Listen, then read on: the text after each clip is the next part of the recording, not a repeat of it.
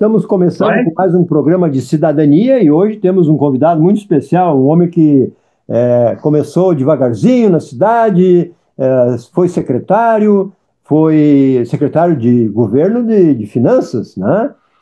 Começou numa rádio local e hoje é um homem forte da Band. É verdade isso, Macalossi?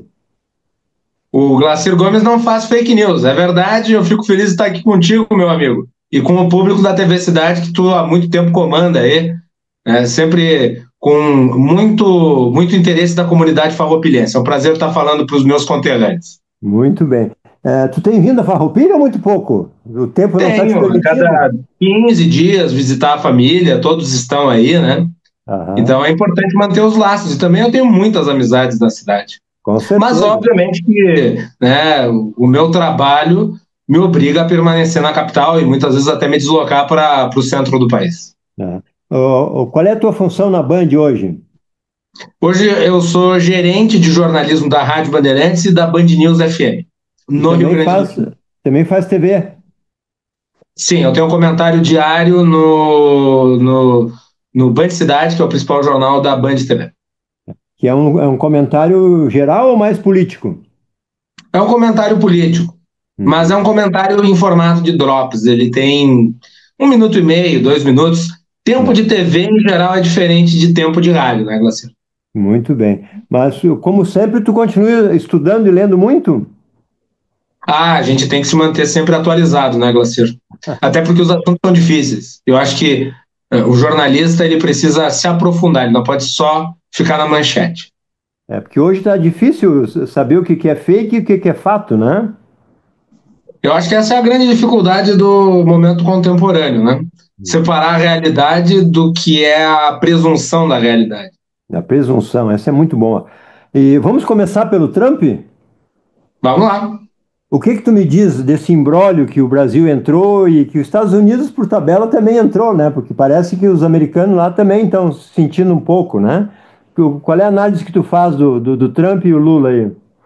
Tem um livro, e eu recomendo que vocês acompanhem, leiam o livro, se chama Os Magnatas. Esse livro, ele conta um pouco a história do processo de industrialização dos Estados Unidos no início do século XX. É uma biografia de alguns dos principais industriários norte-americanos. Uhum. E como eles alcançaram o sucesso e, ao alcançar o sucesso, deram à economia dos Estados Unidos o seu apogeu, a chamada Era Dourada dos Estados Unidos. O Trump sempre foi um grande entusiasta desse período histórico norte-americano. Ele tem uma visão política, econômica, de que a América, ao longo das últimas décadas, perdeu o seu protagonismo porque, em parte, entregou para outros países, principalmente no mercado asiático, a sua indústria. Não é verdade. A verdade é que houve uma mudança no perfil da economia norte-americana. Os Estados Unidos deixaram de ser uma economia industrial, passou a ser uma economia de serviços, exatamente pelo sucesso da economia. Quer dizer, a economia industrial é uma etapa do sistema capitalista, a economia de serviços é a etapa superior. Portanto, aquilo que o Trump identifica como algo negativo é algo positivo.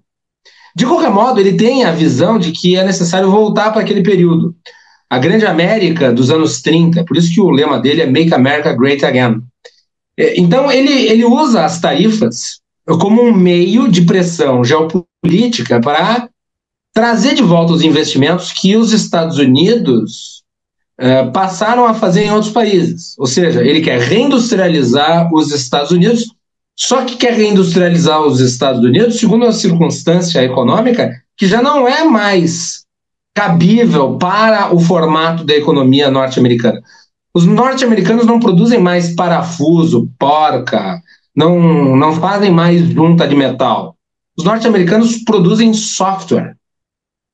É um tipo diferente de capitalismo e é, obviamente, um capitalismo de valor agregado que hoje é muito importante. Tanto é que o Vale do Silício está localizado nos Estados Unidos. Então, ele tem utilizado a política tarifária como instrumento de pressão. Ele dobrou a União Europeia, né, conseguiu ali um acordo de 15% de tarifa para os produtos europeus nos Estados Unidos, além de investimentos dos europeus nos Estados Unidos, comemorou, do ponto de vista geopolítico, uma vitória, mas, de certa forma, o que os Estados Unidos estão fazendo com isso é andar para trás, do ponto de vista, inclusive, da abordagem da economia, porque os norte-americanos ensinaram ao mundo que a ideia de fronteiras comerciais livres é que leva ao progresso. E é verdade. Quer dizer, é o intercâmbio de serviço, de produtos, que faz com que as pessoas tenham acesso aos bens que o capitalismo produz e o seu barateamento. Quando o Trump impõe tarifas, obviamente o que ele faz é o contrário. Ele engessa a economia global, ele diminui as trocas comerciais, ele interrompe o processo globalizante.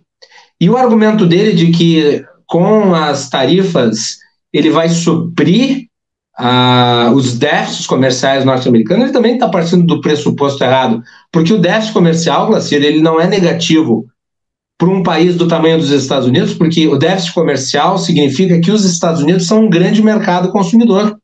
Então, eles vão comprar muito de todos. Mas uma coisa é comprar de você soja e ele vender um software de ponta. É nessa relação que se dá a dinâmica da economia americana. Ela é uma economia deficitária do ponto de vista comercial, mas ela tem o controle das finanças globais. 70% das finanças globais estão, de alguma forma, atreladas aos Estados Unidos. Em relação ao Brasil, para encerrar, não há sustentabilidade no argumento comercial, porque o Brasil acumula um déficit comercial com os Estados Unidos. Aliás, é um dos poucos países do mundo que ainda tem déficit comercial com os Estados Unidos há 16 anos, um montante aí de mais de 400 bilhões de dólares ao longo desse tempo. É muito dinheiro. Sim. Mas o Lula também não foi um pouco negligente em querer bater de frente, em afrontar e dizer bobagens ali? Ele não atravessou a Itamaraty, por exemplo? Eu acho que o Lula cometeu uma série de equívocos. Eu concordo com essa análise. Eu acho que o Lula peitou o Trump de uma forma que não precisava. Eu acho que as provocações, aliás, começaram antes da vitória do Trump. É bom lembrar, o Lula deu uma declaração apoiando a Kamala Harris, o que era absolutamente temerário, porque ninguém sabia qual seria o resultado da eleição dos Estados Unidos. Tão logo o Trump venceu, o governo brasileiro deveria ter estabelecido contato com o governo norte-americano eleito, exatamente para criar pontes, não apenas do ponto de vista diplomático, mas também comercial. Mas, como nós estamos falando de dois líderes que são extremamente vinculados às suas ideias, eles resolveram não ter interações. Nessa relação que é entre países, o Brasil sempre acaba perdendo, porque, bom, os Estados Unidos são uma economia muito maior, né? E é o segundo parceiro comercial do Brasil. E o Brasil, geograficamente, está na esfera de influência norte-americana. Então, o Lula, ele fez uma abordagem geopolítica temerária e enfileirou críticas, muitas vezes objetivas, ao Donald Trump, quando ele não precisava tê-lo feito, ainda mais conhecendo o perfil e a personalidade do Trump. Não, eu não estou dizendo aqui que o Lula tem de abanar o rabo, se prostrar, beijar os pés do Trump. Mas o comedimento nas declarações talvez não tivesse afundado o Brasil num isolamento em relação aos Estados Unidos. Não estou dizendo que o Brasil está isolado globalmente, mas está isolado dos Estados Unidos e, obviamente, isso não é positivo. Porque cá para nós, né, Macalossi, o Brasil precisa mais dos Estados Unidos do que os Estados Unidos precisam do Brasil, né? Sim. Apesar claro, de nós... obviamente. Até porque o Brasil representa no universo do comércio americano cerca de 2%, não mais do que isso. Entretanto, é o nosso segundo maior parceiro comercial. É a mesma coisa, e eu critiquei a época, a mesma coisa da época do Bolsonaro, em que ele começou um processo de distanciamento da China. O Brasil não pode abrir mão da China. E Não. também não pode abrir mão dos Estados Unidos. Uhum. Os dois erraram, e por isso que os meus candidatos é Zema e Tarcísio ou Tarcísio e Zema, né? Mas isso é o CPF, não é o CNPJ. Tu acha que vai ter um desfecho recente ou isso aí vai se alongar ainda? Eu não posso fazer um vaticínio sobre isso, Glacier. Eu Não. acho que a coisa tende a se prolongar, sim. Uhum. Porque o governo americano e o governo brasileiro estão hoje absolutamente apartados. Eu acho que é o maior distanciamento do Brasil dos Estados Unidos, pelo menos desde os anos 70, quando houve a crise diplomática entre o governo Jimmy Carter e o ditador Geisel, durante o regime militar. Uhum. Mas é um dos piores momentos dos 200 anos de história de relações comerciais e diplomáticas dos dois países. E não me parece que o caminho seja o da pacificação. Ainda mais considerando que nós teremos eleições em 2026. Porque o Lula ele surfou no primeiro momento, dizendo que o Brasil era nosso, essa coisa toda, e ele se empolgou, né? Só que o que aconteceu? Os Estados Unidos, se ele tirar a taxação da laranja e do café, o Lula vai comemorar. Mas os Estados Unidos não está nem aí para a comemoração dele, né? O problema Eu nosso. até devo dizer o seguinte: hoje, quando saiu, nós estamos gravando isso na quarta-feira, dia 30, quando do anúncio da tarifa de 50% sobre os produtos brasileiros, uma parte considerável dos produtos que seriam taxados acabaram ficando de fora. 700 produtos para mais. Isso engloba de 40% a 60% do total do que Uhum, seria exportado para os Estados Unidos. Então, o impacto é bem menor do que se imaginava. Mas uhum, ainda há impacto, obviamente, principalmente entre os manufaturados. uhum, De qualquer modo, né, o efeito inflacionário disso nos Estados Unidos ele tende a ser bastante circunscrito. Claro que se nós considerarmos que os Estados Unidos saíram taxando centenas de países, claro que no conjunto você vai ter um efeito inflacionário. Na uhum. ponta quem paga é o consumidor final.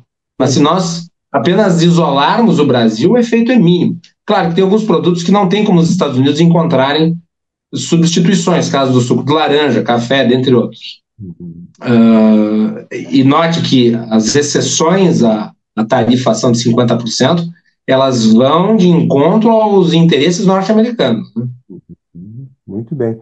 É, quem vai sofrer a inflação, o desemprego, vai ser o Brasil vai sofrer mais que os Estados Unidos, né? Porque lá eles rodam a maquininha do jeito que eles querem, né? Nós aqui É, aumenta a eu inflação, não diria né? que não haverá consequências para os norte-americanos. Eu acho que Uhum, no médio prazo, sim, haverá. uhum, Mas muito condicionado às tarifas em geral, não apenas ao Brasil. uhum. Para o Brasil, nós teremos um impacto direto nas exportações, no PIB. O Rio Grande do Sul, em particular, vai ter aí 2 bilhões de prejuízo, considerando toda a cadeia que eventualmente vai ser taxada.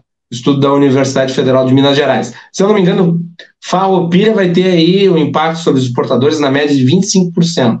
Caxias É, do Sul é uma das cidades que mais vão ser afetadas, porque é polo metal mecânico. uhum. Porto Alegre, São Leopoldo, Novo Hamburgo, Santa Cruz do Sul são cidades que vão ser afetadas. A produção de calçados aqui no Rio Grande do Sul vai ser afetada. Então, sim, nós seremos muito afetados. E nós estamos falando de um universo de 100 mil empregos, então é bastante coisa. Muita coisa, né?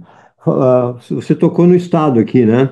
Uhum. O governo Leite tem dinheiro para fazer o que ele disse ontem ou hoje, dia 30 de julho, que ele vai ajudar os exportadores? Vai ajudar dentro das possibilidades do governo do Estado. Há muitas limitações. Né? O Banco Regional de Desenvolvimento Econômico, o BRDE, apresentou uma linha de créditos que é de 100 milhões de reais, mas considere aí o impacto que eu mencionei, né? 2 bilhões. E é uma linha de crédito, portanto, você tomou um empréstimo. Não há muito mais que o governo do Estado possa fazer. Não tem caixa, né? O Não, Estado mas não tem como você sustentar todos os setores que vão ser afetados permanentemente enquanto as tarifas vigorarem. O efeito vai ser o seguinte: tem gente dizendo, não, é só uma questão de trazer a produção excedente que vai para os Estados Unidos para o Brasil. Não funciona assim. Até porque o mercado interno não absorve tudo. Então, o mais provável é que você tenha queda de produção, com a queda de produção você tenha um nível de desemprego aí sobre esses setores. O agronegócio tem uma diferença em relação à indústria. É mais fácil você realocar os produtos no mercado global do que, por exemplo, você fazer isso com um maquinário, com peça, com coisa que envolva o desenvolvimento tecnológico, os chamados produtos de valor agregado. O moveleiro, então, nem pensar, né? Isso aí é um problema sério, né? E Bento Gonçalves, também é importante destacar, né, Lacer, os móveis que são vendidos para o exterior. Uhum. Eu queria te perguntar agora com relação ao governo do Estado. Qual é a do Sim. Leite? O Leite vai para presidente, o Leite vai ser senador e se elege, né, pelo que se fala, porque as pesquisas dizem que o Van Hatten seria o mais votado. Van Hatten e Sanderson, eu acho que não decola, né? Mas o Van Hatten e o nosso governador tem muita chance em função da esquerda votar nele, né? O que tu acha? Eu acho que os candidatos de direita, da direita do campo bolsonarista, por assim dizer, né, eles tendem a eleger um. Uhum, E Van Hatten ou Sanderson, não sei. uhum, Vai facilitar muito para esse campo político que o Eduardo Leite não concorra ao Senado. Porque o Eduardo Leite, ele come votos da direita, come votos do centro e pega até alguns votos de esquerda. uhum, Tanto é que ele venceu assim a eleição para o governo do Estado. uhum, Então, se o Leite ficar de fora da disputa para o Senado, isso facilita o campo da direita. E uhum. daí não seria improvável que a direita conseguisse até eleger 2 senadores. Uhum, Mas a esquerda tem 30% dos votos e provavelmente vai ter uma candidatura competitiva ali, ou pelo menos 2 candidaturas competitivas. Eu acho que o Senado é o plano C do Eduardo Leite. uhum. O plano A, obviamente, é a presidência da República. O plano B, creio que seja vice em alguma chapa. Mas que nomes que tu destacaria? Tu tá no centro do estado, na capital. O que se ventila aí de nomes fortes para o Senado? Do campo de centro, o Eduardo Leite é o nome mais consolidado. No campo da direita, esses dois que já foram mencionados, já estão confirmados como pré-candidato. No campo da esquerda, Manuela Dávila. Manuela. Uhum. Ela está meio apagada também, né? Mas Não. tem o recall, né? É, É uma tem. figura emblemática do campo de esquerda. Uhum. Muito bem. E E até mesmo, deixa eu agregar mais um nome, Paulo Pimenta. o Pimenta, tu acha que tem condições? Porque é da esquerda, não adianta, né? A esquerda tem A os esquerda votos precisa ter garantidos. 2 candidatos. Nessa eleição para o Senado se renovam 2/3 do Senado Federal. Uhum. Então não excluiria a possibilidade de uma dobradinha Paulo Pimenta e Manuela Dávila. Muito bem. E tem chance do Lula escolher o Leite como vice? Não, acho que não. O Eduardo Leite tem diferenças ideológicas muito objetivas de Lula. Mas ele nunca bateu de frente muito com o Lula, né? Mas o Lula também nunca bateu de frente muito com ele, né? A relação é um pouco mais equilibrada do que havia com o Bolsonaro. Aham. Agora, lembre-se que o Eduardo Leite, em 2018, anunciou voto em Bolsonaro, em 2022 não anunciou voto em ninguém, mas ele nunca anunciou voto no Lula. Uhum. Eu acho, o CPF acha que ele vai para senador, porque daí senador ele se elege, né? Daí na próxima, de repente, ele, dependendo do que ele mostrar para o Brasil, aí ele tem mais chance de ser candidato a presidente, porque agora ele não tem, né? Tem muitos nomes superior a ele no Brasil, né? Ele tem um ativo em seu favor, o fato de ele ser jovem. O governador tem um pouco mais de 40 anos. Portanto, ele pode se dar ao luxo de concorrer a outros cargos antes de disputar a presidência. Uhum, muito bem. E como é que está no estado para governador? O que tu vê? O Zanquim teve aqui, deu uma entrevista bem complicadinha, né, dentro daquilo que o MDB sabe falar, né? Mas não, o presidente estadual do MDB não manda no MDB estadual, né? O que tu acha disso? O MDB vive uma circunstância um tanto quanto extraordinária, né? É um Hum, partido tradicional do Rio Grande do Sul, mas não parece ser um partido convicto do Gabriel Souza, que é o vice-governador, a pessoa que me parece apalavrada com o Eduardo Leite de concorrer na cabeça de chapa. Numa aliança que seria com o PP, né? Há uma divisão no PP também, entre aqueles que querem lançar candidatura própria, outros que disputam uma possível vice do Gabriel Souza. É uma disputa bem complicada essa, porque não tem um nome capaz de agregar, né, de conjurar, de somar, de fazer o que o Eduardo Leite fez. Uhum. E é natural, porque é uma aliança que já está aí posta há 8 anos quase, e em processo de sucessão, quase sempre você tem divisões internas. Né? Eu ainda acho que o Gabriel Souza será candidato, não sei se com a vice do PP ou com a vice do PSD. Se for a vice do PP, um nome que tem surgido é o do secretário de Desenvolvimento, Hernani Polo. Só que os dois têm um perfil político muito parecido. Eles não têm aquilo que se chama punch, né, Placir? Nenhum deles é aguerrido, nenhum deles tem contundência. Eles têm, digamos, um perfil muito semelhante em termos de uma posição amena no debate. E às vezes é necessário equilibrar. Você ter alguém mais aguerrido como cabeça, ou vice-versa. Não aconteceria aqui. Mas, de qualquer modo, são dois nomes. No campo da esquerda, o Edgar Preto, pelo recall da última eleição, ele surge como um nome muito provável. Né? E ele não é um nome desgastado, ao contrário do Paulo Pimenta. Já no campo da direita, o nome é o tenente-coronel Zucco, que é o líder da oposição ao governo federal. E o Zucco, pelas pesquisas, ele está muito disparado, né? Mas o Onyx Lorenzoni também está. E ele tem posicionamentos ideológicos muito semelhantes, ainda que não tenham relação. Né? A saída do Onyx Lorenzoni do PL se dá muito por conta da influência dos Zuccos. Mas pode muito bem acabar acontecendo o que ocorreu na última eleição. Você ter um voto de rejeição muito consistente ao Zucco e de repente, o centro político se beneficiar disso. Mas hoje no Rio Grande do Sul, tu vê que o Estado ele está mais para a esquerda, mais para a direita, ou centro, ou isso não importa nada mais? Importa é os nomes hoje. Não, eu acho que o Estado tem um perfil pró-conservador, mas não é um pró-conservadorismo tão latente que garanta a vitória do campo antipetista. Né? Até porque, se nós considerarmos a última eleição, a esquerda teve uma vitória contundente na capital. Na capital, tu diz no governo de Porto Alegre? Não, eu estou falando na última eleição presidencial. Na votação. Na última eleição presidencial, o Lula venceu em Porto Alegre. O Edgar Preto foi o mais votado no primeiro turno. Olha só, tu vê como é que é as coisas, né? E o que que tu sente, o que que tu vê de pesquisas aí hoje? Se mantém isso? Porque o eleitorado da esquerda ele é muito fiel, né? Assim como o da direita, né? Os da direita nem tanto. Nós elegemos um monte de direita no deputado federal e senadores e eles estão votando com Lula, né? Mas aí eu acho que nós temos que cuidar para não designar, né, esses que são eleitos por partidos tidos como de direita, necessariamente como direitistas ideológicos. Né?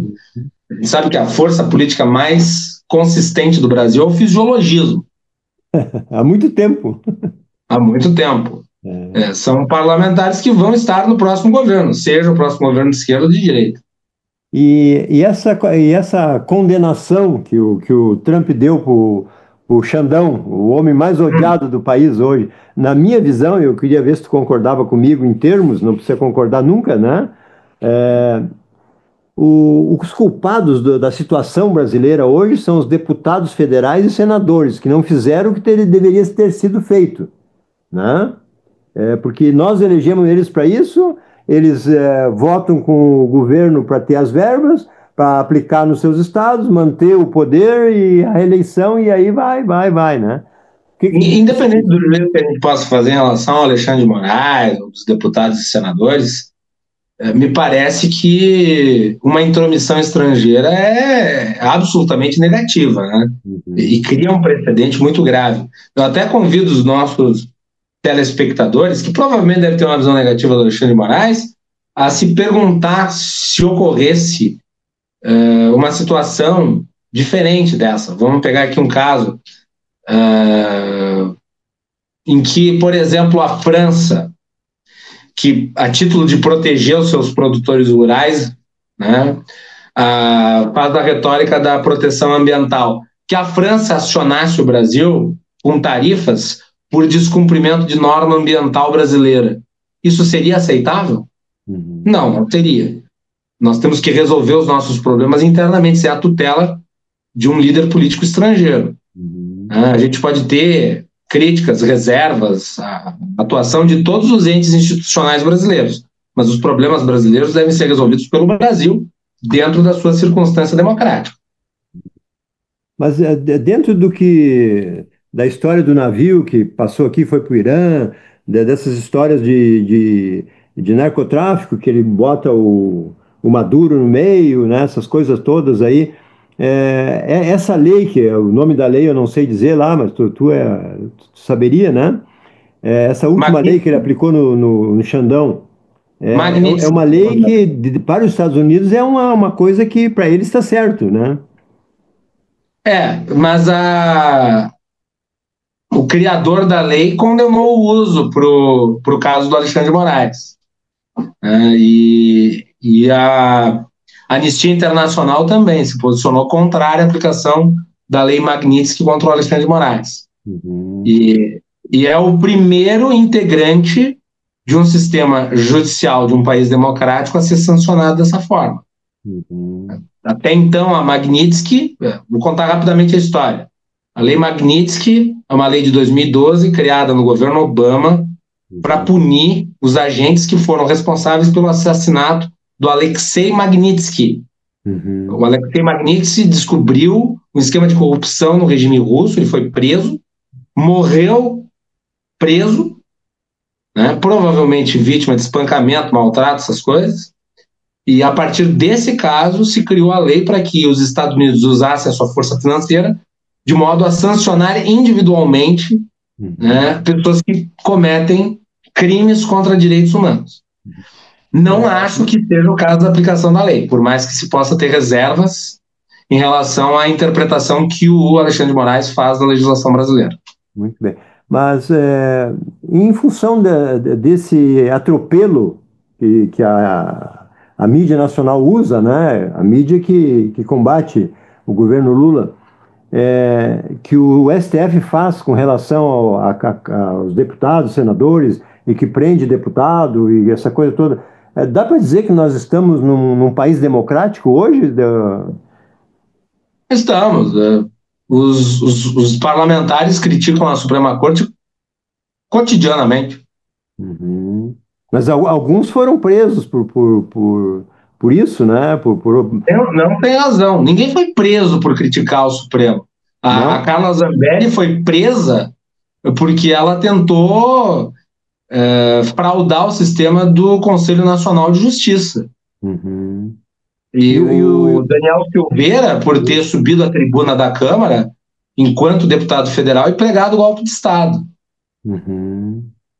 Isso não tem nada a ver com crítica ao Supremo.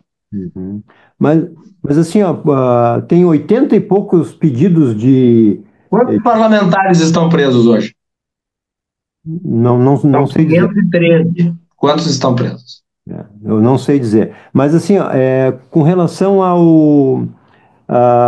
essas coisas que a Câmara aprova e o STF tira, tipo o IOF. O que o STF teria que julgar o IOF? É uma coisa complicada, né? Mas é que o Supremo ele tem a palavra final sobre matéria constitucional. É o que se chama de controle de constitucionalidade. O debate todo sobre o IOF diz respeito a, de um lado, o executivo exercer a sua atribuição de determinar uma alíquota de imposto e a provável atribuição do legislativo de cassar o decreto executivo. O problema é o seguinte, Glacier, é que por mais que a gente deplore, quando ouvi falar da ideia de se aumentar o IOF como forma de arrecadar, eu critiquei muito. Por mais que se deplore a ideia de se arrecadar com o IOF, o fato é que o governo não tem a atribuição de legislar sobre alíquota de tributo. E o decreto legislativo, ele só serve para o uso em relação ao que extrapola a atribuição do outro poder. Uhum. E foi neste ponto que o judiciário se meteu. Agora é importante destacar também, o judiciário não se mexe por iniciativa própria. O Uhum. judiciário se mexe provocado. As duas partes acionaram o Supremo, tanto o executivo quanto o legislativo. Portanto, os políticos trazem o Supremo para o debate político e o Supremo decide. Normalmente os políticos de rabo preso, né? Porque tem 81 pedidos de trazer uma CPI com o Alexandre de Moraes e o presidente nunca traz para votação porque sabe que perde, né? Mas é que a decisão monocrática do presidente da casa decidir se abre ou não um processo de impeachment. Aquilo que eu penso. Os deputados federais e os senadores não fazem o que é para fazer. Por quê? Porque eles têm vontade de se manter no poder para garantir as verbas que o Lula beneficia, Só que mesmo isso seria muito questionável do ponto de vista jurídico, né? né? Porque não há, importante destacar isso, não há ato político não judicante. Uhum. O que Traduz isso para o público significa? isso. O que isso significa? Que não há ato de agente público que não possa ser alvo de uma ação judicial. Então, mesmo que o Senado entendesse abrir um processo de impeachment contra o ministro, isso poderia ser alvo de judicialização no Supremo Tribunal Federal. Eles mesmos julgar eles. Sim. É lamentável, né? Te deixo com as considerações finais, porque nós já temos os minutos finais dentro do nosso tempo aqui. Te agradeço mais uma vez, sempre é uma aula para nós e sempre é um prazer te receber aqui. Nós temos que fazer mais seguido isso aí. Muito obrigado. Agora, você sabe que sempre que você me convoca, eu me sinto convocado. Eu atendo porque é um prazer falar com um amigo e com o público de Farroupilha. Então, fica aqui um abraço a todos. Tá bom. Tu sempre é muito esclarecedor e muito. Tu não escolhe lado. É que nem eu digo, mais ou menos a mesma coisa. Eu não sou dono da verdade, eu sou dono da minha verdade. Eu digo o seguinte, que eu não sou dono da verdade. Eu sou apenas dono de alguns bons argumentos. Há bons argumentos. Muito bom. Um abraço para ti, tudo de bom. Obrigado. Um abraço, Glacir. Um abraço a todos os telespectadores da TV Cidade. Valeu. Nossa audiência vai aumentar com a tua entrevista. Espero que sim. Um abraço. Um Obrigado. abraço. Valeu. Muito bom, muito bom.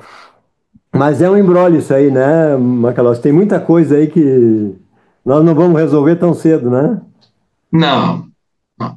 Vai longe. Mas a culpa do uso excessivo do judiciário é da política. Sim, sim, sim. É. Eu tenho dito tudo. Se esses caras quisessem realmente consertar o problema judicial no Brasil, que seria o excesso de politização da corte, a primeira medida seria, obviamente, enfrentar a questão judicial sob o ponto de vista sistêmico. Quer Aham. dizer, tu não pode propor alterações pontuais na atribuição do Supremo, porque, obviamente, isso vai ser visto de forma casuística, entendeu? Uhum. Agora, tu propõe uma reforma do sistema judiciário que vai desde o reestabelecimento das competências das cortes, né, da primeira até a última instância, bom, aí são outros 500, você está avaliando todo o sistema jurídico. Aham. Agora, quando você analisa, por exemplo, o poder monocrático, tá? O poder monocrático dos magistrados é um problema. Mas por que só o poder monocrático dos magistrados do Supremo? Uma decisão de juiz federal de primeira instância vale para o país inteiro. É. Às vezes a decisão de um juiz caça a decisão de um governador. E aí? Ninguém discute isso. As É. pessoas discutem o Supremo. E eu É. sou a favor de uma reforma do sistema judiciário. Mas ela tem que ser sistêmica, porque senão ela parece política, ideológica, e ela não tem que ser. E sem contar, né, Macalossi, que a maioria das coisas é sempre decidido pela reeleição, para manutenção do poder, para garantir as boquinhas, né? Porque nós reelegemos todos os caras que já deram golpe, que já foram corruptos, que já foram condenados, né? E fica no Supremo, às vezes, as coisas paradas, por quê, né? É bom ter algumas coisas na pilha lá, É né? porque também tu tem ali um sistema de recursos que leva a isso. De novo, entra de novo na seara do debate sobre o sistema judicial. Ninguém debate a questão envolvendo os processos, Não, né, o todo trânsito mundo. em julgado, a questão envolvendo recursos. O Tudo isso próprio, tinha que ser analisado, mas ninguém analisa. O o que eles próprio, querem fazer? Eles querem, vamos agora fazer a PEC da Bengala. sim, Agora nós vamos limitar o poder dos magistrados de decidir. sim, Não sei o que, papapá, mas é sempre circunstancial. Nunca tem algo sistêmico, tipo uma reforma sim. estrutural do sistema. É, Né? eu Fora que tem defendo um problema que você nem abordou aqui, e esse é um problema muito grave, que é o excesso de poder do legislativo. As pessoas também, falam do judiciário, mas o legislativo hoje manda e desmanda no país. sim, sim, sim. E manda mais para eles do que para o país, né? Claro, porque eles têm 50 bilhões de reais Ah, de execução obrigatória do orçamento para ah, distribuir para os amigos. é. O meu sonho de consumo seria que se fizesse uma lei para uma nova constituinte e proibir a reeleição para o mesmo cargo. Isso seria o país do meu sonho, né? Se o cara é deputado federal, ele tinha que ir para outro, ou baixar ou subir, mas não ficar no mesmo Eu cargo. até acho tentadora a ideia de se fazer uma nova Constituição, só que pensa uma nova Constituição criada do zero por essa gente. Mas nós vamos fazer o quê, Macalós? Vamos continuar com essa Constituição de 88, que é remendada quantas vezes, né? É aquela velha história do conservador que fala o seguinte: entre o diabo velho e o diabo novo, eu fico com o velho que eu já conheço. Já é conhecido. Um abração para ti, muito obrigado. É sempre uma satisfação falar contigo, não só pela tua inteligência, mas pela tua imparcialidade. Obrigado, Glacier. É um prazer enorme, meu querido. Sempre que tu precisar, tu me avisa, tá Tá bem? bom.